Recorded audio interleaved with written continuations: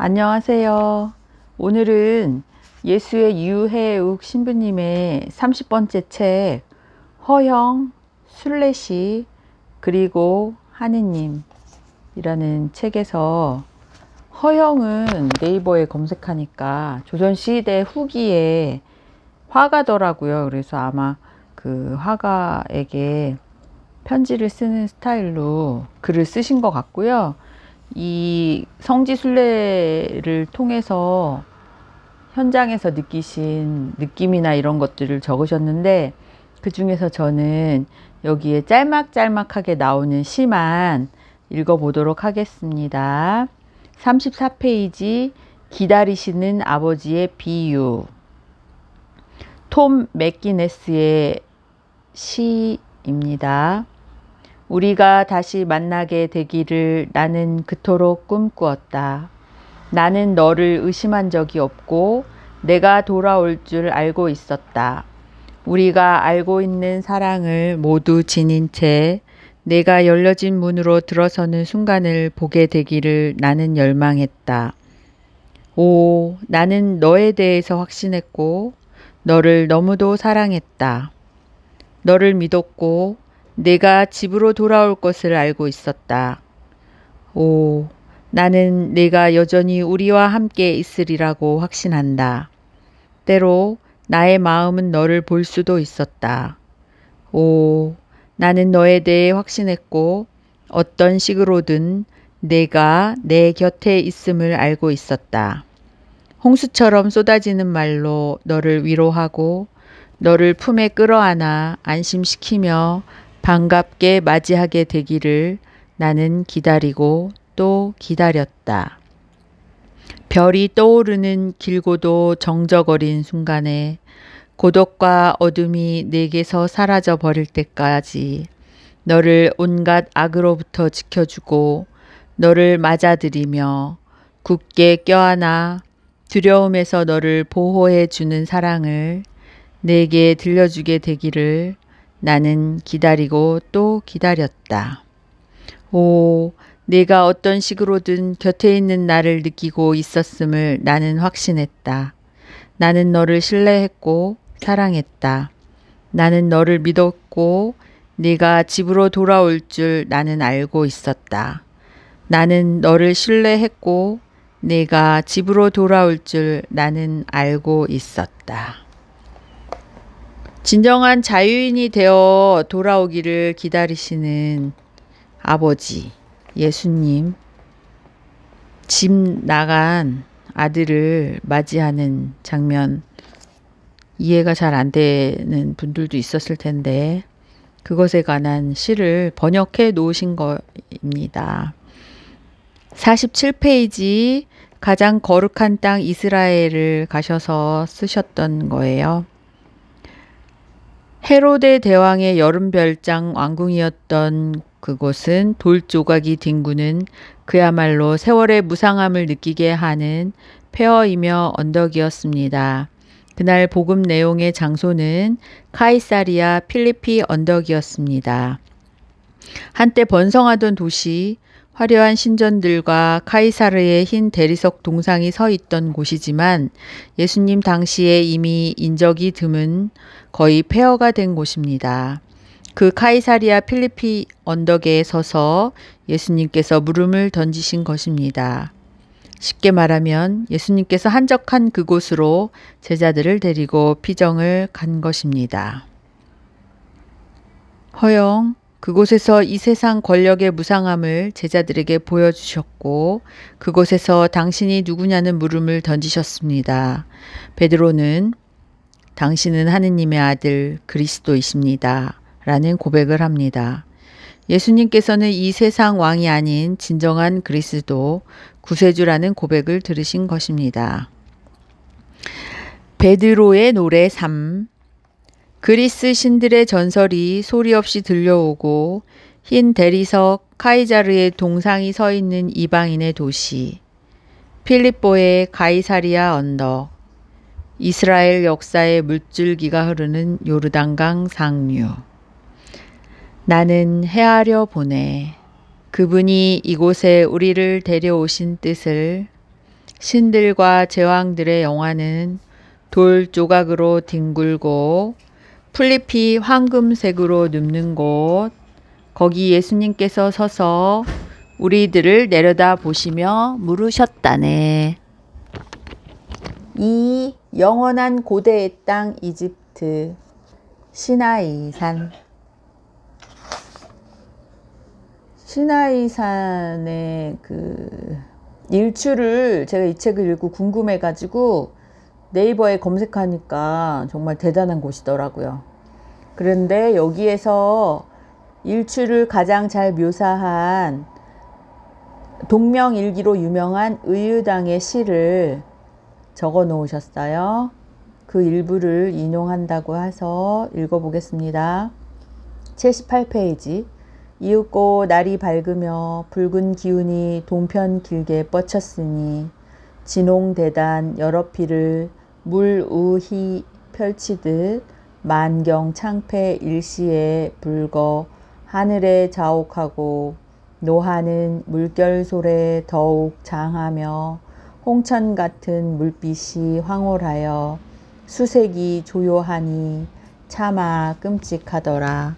붉은 빛이 더욱 붉으니 마조선 사람의 낫과 옷이 다 붉더라. 물이 굽이져 치지니 밤에 물치는 굽이는 옷같이 희더니 즉금 물구비는 붉기 홍옥 같아야 하늘에 닿았으니 장관을 잃을 것이 없더라. 여기저기 순례자들의 탄성이 쏟아져 나왔다고 하셨고요. 그 순간 순례자들을 위해 이렇게 기도했다고 하셨습니다. 주님, 이들이 사는 동안 이 순간을 잊지 않게 해주십시오. 이 순례의 여정을 당신께서 이끌어 주시고 성체처럼 떠오르는 태양을 보여주셨으니 그들의 삶의 여정에서도 늘 함께 해주시고 때로 지치고 힘들 때 태양처럼 빛나는 당신의 모습을 보여주십시오. 아름다운 곳에서 아름다운 기도를 해주시는 신부님의 영성이 빛나는 부분인 것 같아요. 3. 신비의 나라 요르단. 요르단을 어딘지 또 찾아봤죠. 거기에 이제 99페이지 바도비체라는 챕터예요. 여기는 교황 요한 바오로 2세의 고향이라고 합니다. 그 1984년에 한국에 오셨던 교황님이세요. 그분의 원래 이름은 카롤 유제프 보이티와. 우리가 모두 존경하고 사랑하는 교황 요한 바오로 2세의 본명입니다. 알프레드 로드 테니슨의 유명한 식기처럼 교황님에 관한 시를 쓰셨어요. 행복했던 님, 카롤 보이티와를 그리며 첫사랑 꿈꾼 날엔 가슴이 시리다. 가슴으로 와서 가슴으로 부르다. 가슴에 묻힌 그 사람. 첫사랑을 꿈꾸었지만 지금도 한마디 말하지 못한다. 가물한 이름과 얼굴, 도로 가슴에 묻는다. 교황님의 원래 이름 카롤 유제프 보이티와는 1920년 5월 18일 폴란드 남부 바도비체라는 작은 도시에서 태어났습니다.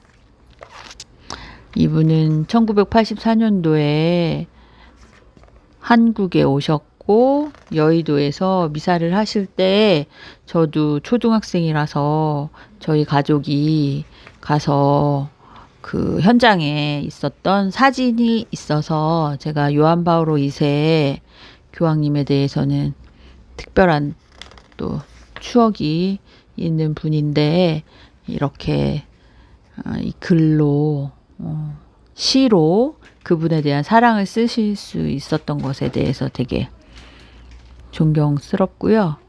그 다음에 118페이지 사랑하는 콜베 신부님. 당신은 사랑이 얼마나 위대한지를 저희에게 가르쳐 주셨습니다. 한 사람 대신 죽음을 택함으로 사랑이 죽음보다도 더 강하다는 것을 온몸으로 증거하셨습니다. 어린 시절 성모님께 받기를 원했던 두 개의 관, 순결과 순교의 관을 끝내 죽음을 택함으로 모두 받으셨습니다. 당신이 알지 못하는 한 사람을 위해 대신 받으신 고통과 순교의 죽음은 한순간의 행동이 아니었습니다. 순결을 사셨던 삶의 연장이었습니다. 죽음보다 더 강했던 그 사랑의 순간을 묵상하려 하오니 도와주십시오. 사랑의 절정의 순간을 있었던 그대로 바라보고 느끼도록 함께 해 주십시오. 당신 사랑의 행동만이 아니라 그 사랑의 마음을 깊이 헤아리도록 저희들의 마음의 눈을 열어주십시오. 결코 한 번 내린 결정을 바꾸지 않는 수영 소장의 결정을 바꾸게 했던 당신의 겸손하고 부드러운 눈빛을 저희도 느끼게 해 주십시오. 목마름의 극도의 고통 때문에 지옥의 축소판으로 불린 아사 감방을 찬미 노래 부르는 성당으로 바꾸게 했던 그 힘의 원천을 가르쳐 주십시오. 마지막 순간까지 착한 목자로서 죽어가는 양떼를 돌보던 고요하고 평화로운 모습을 바라보며 제 사제 삶의 길을 가르쳐 주십시오. 아사 감방 앞에서 순례자들이 함께 잠시 기도하고 기도 시도 읽어주고 싶었기에 그때의 감흥을 사랑하는 콜베 신부님이라는 짧은 글로 쓰신 걸 낭송했습니다. 5장 동구의 아름다운 나라 체코. 그 다음 체코에는 시가 없고요. 환상의 나라 시리아. 여기에는 팔미라와 작은 들꽃 해가지고 조병화 시인의 작은 들꽃이라는 시를 쓰셨어요. 사랑스러운 작은 들꽃아, 너나 나나 이 세상에선 소유할 것이 하나도 없단다. 소유한다는 것은 이미 구속이며 욕심의 시작일 뿐 부자유스러운 부질없는 인간들의 일이란다. 넓은 하늘을 보아라. 그곳에 어디 소유라는 게 있느냐. 훌훌 지나가는 바람을 보아라. 그곳에 어디 애착이라는 게 있느냐. 훨훨 떠가는 구름을 보아라. 그곳에 어디 미련이라는 게 있느냐. 실로 고마운 것은 이 인간의 타양에서 내가 이렇게 네 곁에 머물며 존재의 신비를 생각하고 있다는 사실이다. 이 짧은 세상에서 이만하면 행복이잖니? 사랑스러운 작은 들꽃아. 너는 인간들이 울며 불며 갖는 고민스러운 소유를 갖지 말아라. 번민스러운 애착을 갖지 말아라. 고통스러운 고민을 갖지 말아라. 하늘이 늘 너와 같이 하고 있지 않니? 대지가 늘 너와 같이 하고 있지 않니? 구름이 늘 너와 같이 하고 있지 않니? 그러고 이제 바로 유해욱 신부님 시가 있어요. 팔미라 사막의 꽃. 팔미라 그대를 사막의 꽃이라 부르건만 어찌 생명이 있는 작은 들꽃에 비하리요. 한때의 번영은 다만 돌조각으로 뒹구나니 인생은 한바탕 꿈이라는 시편의 노래에 읊으며 들꽃 향기 맡고자 가만히 고개 숙이네. 지진으로 모래 속에 묻혔던 유적 바라보며 영원히 사라지지 않는 것이 무엇인지 생각하네. 뜨거운 태양 아래에서도 봉오리 내미는 흰 들꽃 바라보며 태양이신 그분의 숨결을 느끼네. 투구를 쓰고 말을 달리던 여걸 제노비아여. 그대의 미모와 야망은 어디 있는가? 그대의 야망으로 파멸한 팔미라 비문은 보이지 않누나. 그대가 누렸던 영화, 그대의 자랑 팔미라의 비문이 한 송이 작은 들꽃에 비할 수 없으리.